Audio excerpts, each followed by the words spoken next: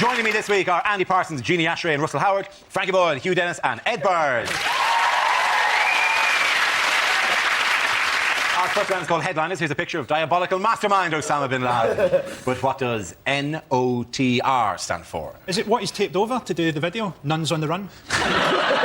Is it new Osama Top Shot range?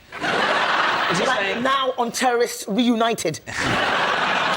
Is it never on target? Because Osama's catchphrase among his friends, apparently, is nuts on the road. It's what he says to mean sort of OK. They go, shall we go out for pasta tonight? Nuts on the road, we will. And does he do a motion to indicate, let's put these nuts on the road? Is it like QVC? Is he saying, new offers this Ramadan? I'm liking the outfit myself. I reckon it's new Osama, Trini's recommendations. It's not never open that rucksack, is it? OK, somebody steer me towards the correct answer if you can't see. New Osama tape release, is it? Yes, it is, actually, yes. Wow. Exactly right. The answer I was looking for was new Osama tape release, the first communication from the Al-Qaeda frontman for almost 3 years. Experts believe the footage, in which he refers to recent events to be genuine, proving bin Laden is still alive and successfully evading capture.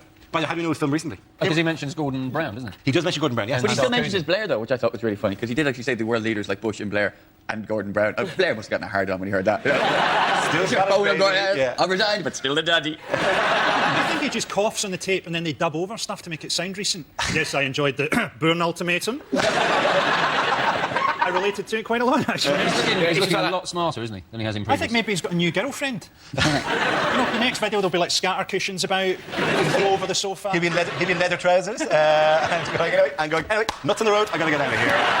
Maybe that's it. It's just it's a whole new image shift. The next shot is just going to be a goth. Just his hair brushed over. I know you all hate me, that's why I live in a cave. He's changed his beard, but he's wearing the same outfit that he was wearing 3 years ago. He's a tramp. I'd like to see him on the video using more like... he could get, like, blue screen behind him, couldn't he? Do a bit of CGI. What, him on a roller coaster? President Bush, I'm skiing. Skiing down the mountain to you, President Bush. No, I'm surfing. Oh. See if you can find me here in the Wild West, Mr. Bush. You did not know I was such good friends with Mel Gibson. He hates Jews as well. It was put out by they've got a media arm, haven't they? In the original video, there's a little thing at the top that says produced by Al Sabah Productions, which is the production arm of Al-Qaeda. Is that the only programme they make? Do they make other ones? The Semtex Factor. Al Jazeebis.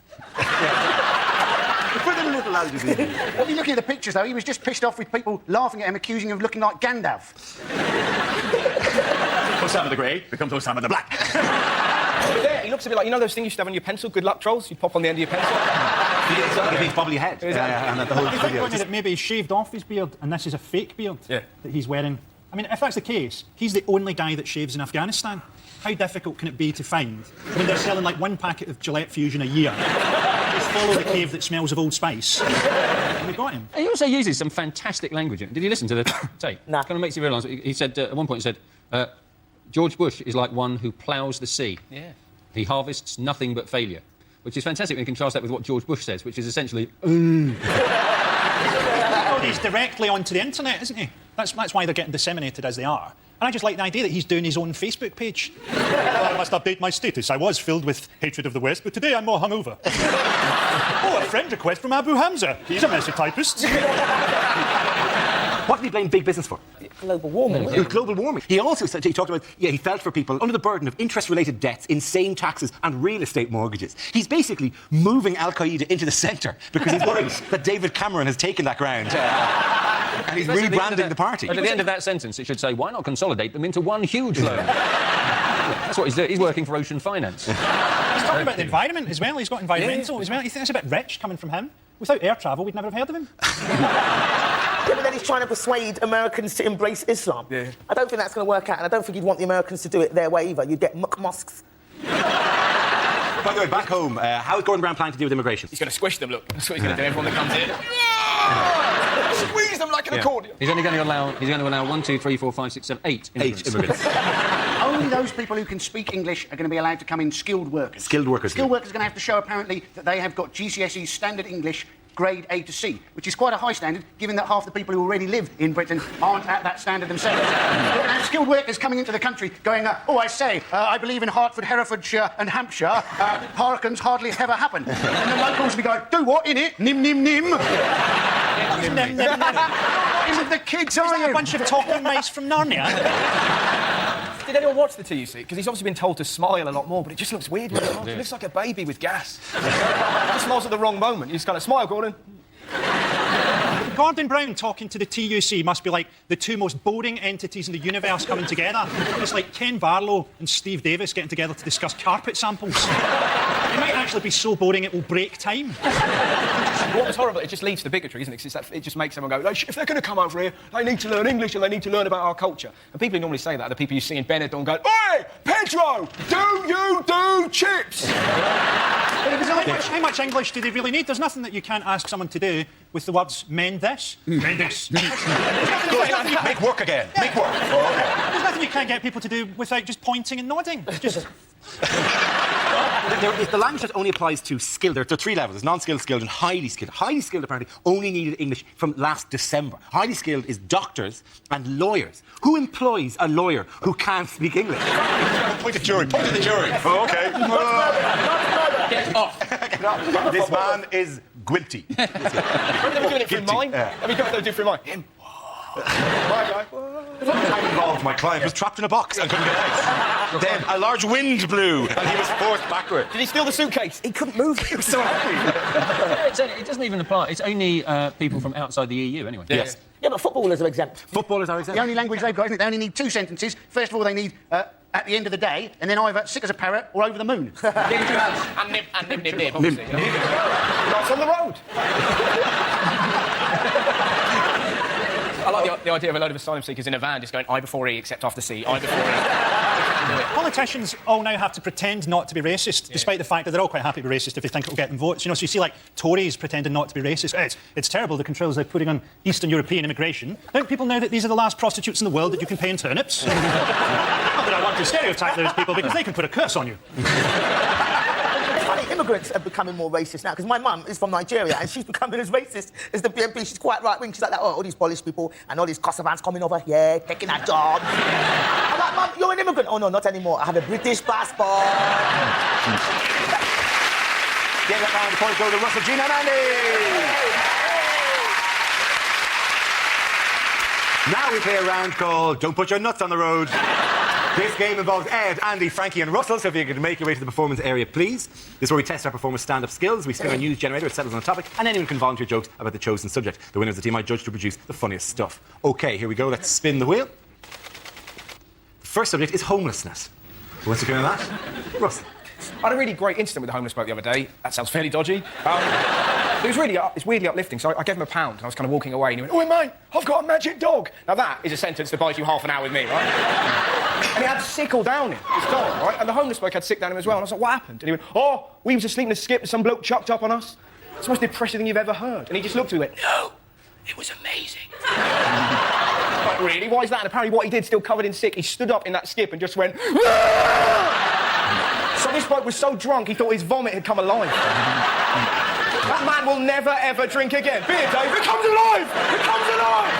Lovely moment. OK, let's spin the wheel again. The subject is taxis. Who wants to spin that? One thing I don't miss about London is London cabbies. I used to live in Muswell Hill, a leafy suburb of London, about 6 miles north of here. That's what I thought when I bought the house. I get into a black cab in London's fashionable West End. Turned out I lived in the arsehole of nowhere. Because I'll get into a black cab and I'll go, "Muswell Hill, please," and I'll get this. I go, "No, mate, I'm not going that way." Like he thinks it's a bus he's driving. What do you mean you're not going that way? I'm not asking for a lift. You know, whenever I get this now, I just get in anyway. I go, "Right, fair enough. Where do you want to go?" That spins them right out, that does, doesn't it? "You what? Come on, where do you want to go?" "I'm paying."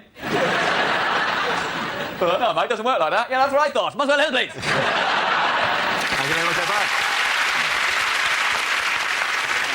OK, that leaves us with Frankie and Andy. Let's spin the wheel. The next topic is transport. I think the moral of that story is never ride your horse on a runway. You're, of course, not supposed to take planes anymore, not a problem for me. The thing that always mucks me up, that little monitor that you get, you know, outside air temperature, minus 56 degrees. I am inside the aircraft. I have no intention of going outside the aircraft. And if I ever did find myself outside the aircraft, my initial response would not be, "Ooh, bit nippy." Well done, Andy. OK, let's see what's been left for Frankie. Let's spin the wheel. It's celebrity. There you go. It was the anniversary of Elvis's death recently. People still think that Elvis faked his death.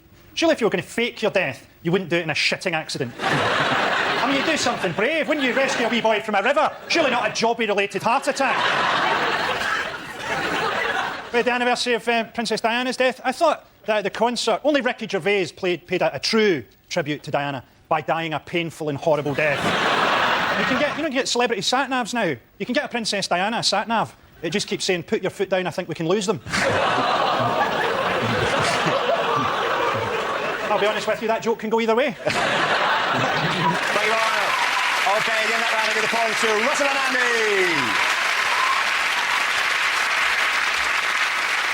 OK, now it's time for If This Is the Answer, what is the question? On the board of 6 categories. Gina, which category would you like? I think I'll go for health. Health, it is. The answer is Middlesbrough, Rill and Liverpool. What is the question? In which 3 towns are you considered a lesbian if you're over 14 and haven't got 6 kids? Where are the 3 largest Lidls in the country? Can you name 3 places that Ryanair claim are just outside Dubrovnik? Is it my car's been stolen and cut into 3 pieces? Where is it? Is it what now constitutes a world tour for Jim Davidson? What 3 places did the British Health Board name as the axis of chips? What are the first 3 chapters of the book Places Not to Grow Up Gay? What a Christmas present that would be. What are you trying to say here, Dan? Is it what can you buy for 50 nectar points? It's to do with life expectancy, though. It is to do with life expectancy, 3 yes. of the lowest in the bottom 10 for life expectancy. That's absolutely right. Well done, Ed. Very good, yes. However, I will qualify this as what's known as a healthy life expectancy, the age at which serious illness strikes. The question I'm looking for is areas of which towns have the lowest expectancy of a healthy life. Figures compiled by the Office for National Statistics have shown that people living in the unhealthiest areas of England and Wales can expect to contract serious illness up to 30 years earlier than their counterparts in healthier areas. Anyone who's been to Middlesbrough know that living to 53 is maybe a bit long. It's sort of like Blade Runner without the special effects. We can say what we like about them because they don't watch TV. They're all outside naked fighting. But also, surely, if in some areas of town you live 30 years less long than other areas of town, aren't you just important to move? Yeah. Get to 52, go sod it. Maybe I'll buy a cottage where the life expectancy is a little bit longer. Suddenly going to shoot up if you just move down the street. Suddenly you're going to live 30 years. Japan, they live till 91 in Japan, so when we get to 80, we should all go, right, off to Japan, another 11 years. If I lived in one of those towns, I'd be delighted to die. Oh, there's a sniper on top of the town hall. Great, let's get down there.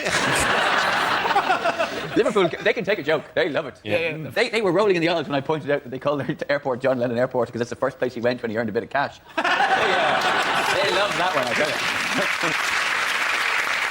Hey, I like Liverpool. Big theatres. Didcot, apparently, your healthy life expectancy in Didcot, I have the top 10 here, is 86 years. Didcot is only famous because it's got a giant power plant in the middle of it. It's a huge power plant. So these people are mutants. These are really held up as some example to the rest of us. Like, they can't be killed. This story, every so often, this same story comes up that up north, apparently, that all they eat is pies. It's just horrific. But then you think about it, if all they're going to do is eat pies and that, we should genetically modify pies and give them legs. And that way, we can have the pies dance and go, oi, fatty, you want to eat me, don't you? You've got to catch me first and just have and all the fruit and the veg and healthy food just led there and the pie's legging it. Genetically By the way, modify a Gareth, pie. Pies they're not like born of a large mother pie that pops them out from her pie womb. And then they're not actual individual living creatures. What I'm saying, we can make it happen. Well, that is right. There are definitely holes in your get pies to grow legs theory. All you have to do is not kill the cow, cover it in pastry, it can run on its own. Do you know what will avoid the killing? It would be quite a large pie. Think of the horror if a pie with human hands turned bad. Can you imagine being throttled to death by a pie? How ironic a death that would be, to be killed literally by a pie. You knew I would get you eventually, says the pie who also has a mouth.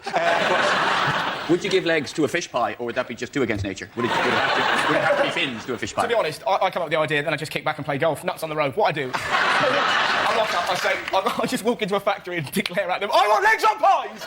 And then I walk out. How? You go, don't give me how. I'm not the how guy. Yeah. I pay you to be the how guy. I just get the idea. You fill in the details. Whack. I can't believe that Glasgow hasn't appeared on this table. We're doing everything right. This table is for England and Wales. You have your own, much like football, you have your own league of a much lower level anyway. You're basically in a health dungeon. You would screw with the figures so much. We could actually improve our life expectancy by introducing crop crocodiles. Running away from the crocodiles. At least that's exercise. Do you not just carry a guard pie around with you that would attack people? Mr. Dennis, welcome to the executive board. He's thinking out loud. A guard pie. Of course, that's the next plan. He's moving up the corporate ladder really quickly. Isn't he? Yeah. Okay, I almost dread asking the next question. What have scientists been given the go-ahead to create this week? Porno pies! Porno pies! Porno pies? Porno pies. Oh, They my- turn up to do your plumbing, they open up with a steak inside. It's beautiful. What the pornos are you watching?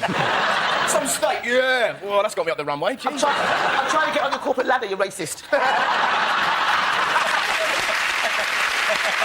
There's a quadri- what can I say to that? I've never seen the race card fold so beautifully. That was a pair of ace race cards. Oh, I got bullets. What have scientists been given? I'll ask the question again. What have scientists been given the go-ahead to create this week? Monkey butlers. Not monkey butlers.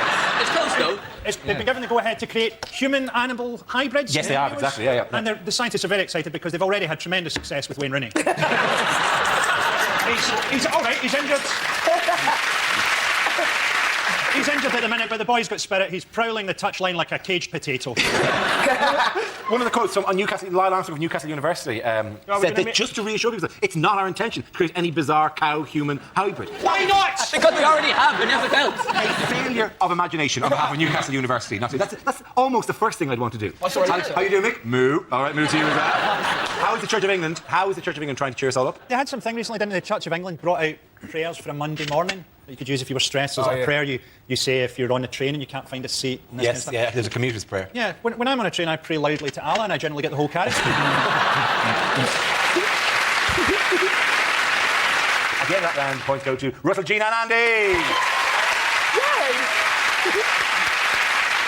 Now we come to our final quickfire round called Scenes We'd Like to See. It's for everyone, so if you could make your way over to the performance area, please. I call ideas for scenarios we'd love to see, and the performers come in with their suggestions, OK? Here we go. The first subject is what a news reporter would never say. Next on News 24, I'm going to punch a zebra. Who cares? No one's watching. Here, children as young as 8 are forced to earn their own living. More polish, I want to see my face! Here on the streets, it seems that Britain is completely in the grip of gang culture. This is John Simpson for the ITN Massive! Can you hear the bombs falling? No? That's because they're in Baghdad. I'm here in Peckham. Reports of a mystery man loitering in the area turned out to be me.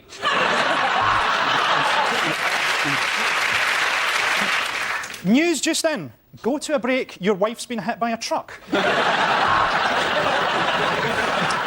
And it was just a few feet from here that the shots were fired. I know, I fired them. Well, finally, the power in Beirut seems to be back on. The radiator I'm chained to is getting quite warm. Even amidst the devastation of this earthquake, there are still stories of hope. I found a man's wallet. I am actually in my bedroom, but I'm trying to make it look like I'm in Baghdad on a satellite phone. And I can't help thinking that if my country was gripped by famine, I'd just move. The next topic is unlikely letters to be read out on points of view. Why, oh why, is the structure of my chromosomes? Dear BBC, I watched a light entertainment programme on your network the other night that wasn't hosted by Graham Norton. Is he ill? Dear BBC, how did you manage to get those hippos to swim in a circle? Dear BBC, I am a Nigerian general with £30 million to put in your bank account. Last night, I turned onto your new porn channel, See Boobies. Dear points of view, I would like to complain about the weird voice you're reading out my letter in.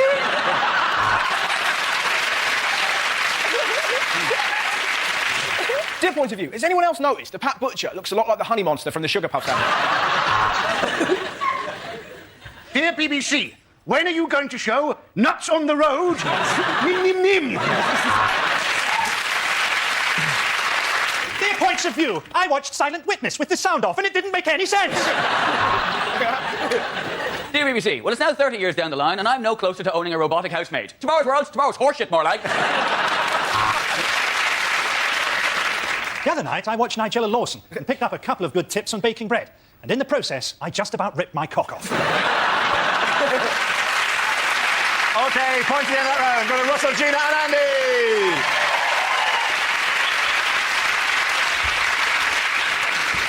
That's the end of the show. This week's winners are Andy Parsons, Jeannie Ashray and Russell Howard. For commiserations to Frankie Boyle, Hugh Dennis and Ed Byrne. Thank you for watching. I'm Darby. Good night. The World According to Tommy Saxondale, a careers talk with a difference next tonight.